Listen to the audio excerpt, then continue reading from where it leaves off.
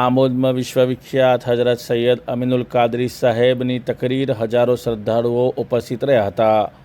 ભરૂચ જિલ્લાના આમોદ શહેરમાં દેશ વિદેશમાં પોતાની પ્રેરણાદાયી તકરીરો માટે જાણીતા અને લાખો લોકોના પ્રિય ઇસ્લામિક વિદ્વાન હજરત સૈયદ અમીનુલ કાદરીના આગમનથી ધાર્મિક અને આધ્યાત્મિક માહોલ છવાઈ ગયો હતો. આમોદની દરબારી મસ્જિદ ખાતે આયોજિત વિશાળ કાર્યક્રમમાં આમોદ શહેર ઉપરાંત આસપાસના અનેક ગામોમાંથી મોટી સંખ્યામાં મુસ્લિમ સમાજના લોકો ઉપસ્થિત રહ્યા હતા.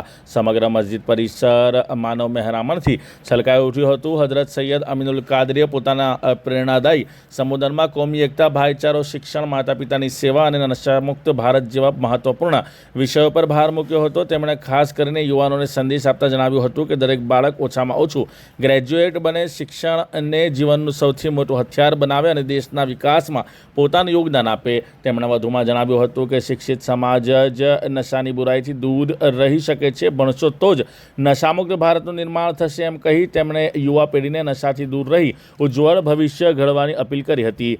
તેમણે પોતાના વક્તવ્યમાં માતા પિતાની ખિદમત અને સેવા કરવાનું દરેક સંતાનનું પ્રથમ કર્તવ્ય હોવાનું જણાવી પરિવાર પ્રત્યે આદર, સંસ્કાર અને જવાબદારીનું મહત્ત્વ પણ સમજાવ્યું હતું. કાર્યક્રમ દરમિયાન હાજર હજારો શ્રદ્ધાળુઓએ તેમની પ્રેરણાદાયી તકરીર ધ્યાનપૂર્વક સાંભળી હતી.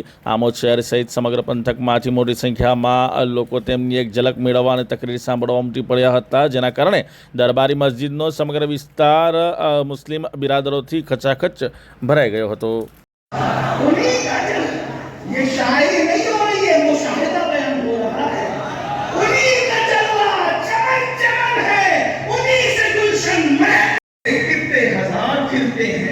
इंतजार किया तो जलवा बेनकाब हो गया. लो अहमद रजा अब जी भर के दीदार करो.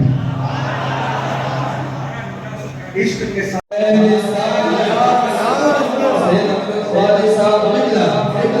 बिस्मिल्लाहिर्रहमानिर्रहीम. अस्सलातु वस्सलामु अलैका या सय्यदी या रसूल अल्लाह सल्लल्लाहु ताला अलैहि वसल्लम. आज 26 जुलाई 2026 को हम आमोद की सरजमीन पर खुतबतुल कुबरा मखदूम अशरफ जहांगीर सिमनानी रज़ी अल्लाह ताला अन्हु के उर्स की तकरीब में यहाँ के अहबाब की दावत पर हाजिर हैं और ये पैगाम लेकर आए हैं कि भारत की सरजमीन पर हमारे बुज़ुर्गान दीन औलियाए किराम ने, सूफियाए किराम ने जो है वो मोहब्बत प्यार का पैगाम दिया और इंसानों को शऊर इंसानियत अता किया और भाईचारगी की दावत दी, मोहब्बत की दावत दी, ख़ुवत की दावत दी और इसी दावत के ज़रिए से उन्होंने इस्लाम की तरवीज व इशाअत में हिस्सा लिया. इस उर्स के मौके पर आपके चैनल से सबको ये पैगाम दिया जाता है कि हमें अपने मुल्क भारत की तरक्की के लिए कोशिश करना होगी और मुल्क को तरक्की पर ले जाने के लिए, भारत को तरक्की पर ले जाने के लिए पहली चीज़ नशे पर हमें कंट्रोल करना होगा. भारत को नशा मुक्त अगर हम करेंगे तो बहुत जल्दी ये मुल्क तरक्की करेगा. साथ ही साथ एजुकेशन पर तवज्जो दें.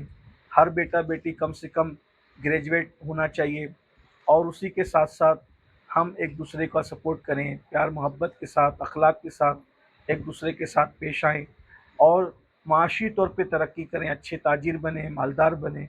मुल्क के वासी मालदार होंगे तो मुल्क भी तरक्की करेगा. यही पैगाम लेकर हम आए हैं और यही सबको पैगाम दिया जाता है.